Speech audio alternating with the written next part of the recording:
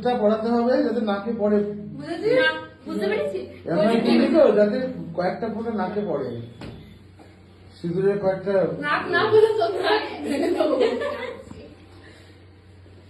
3 বার পড়া কিন্তু।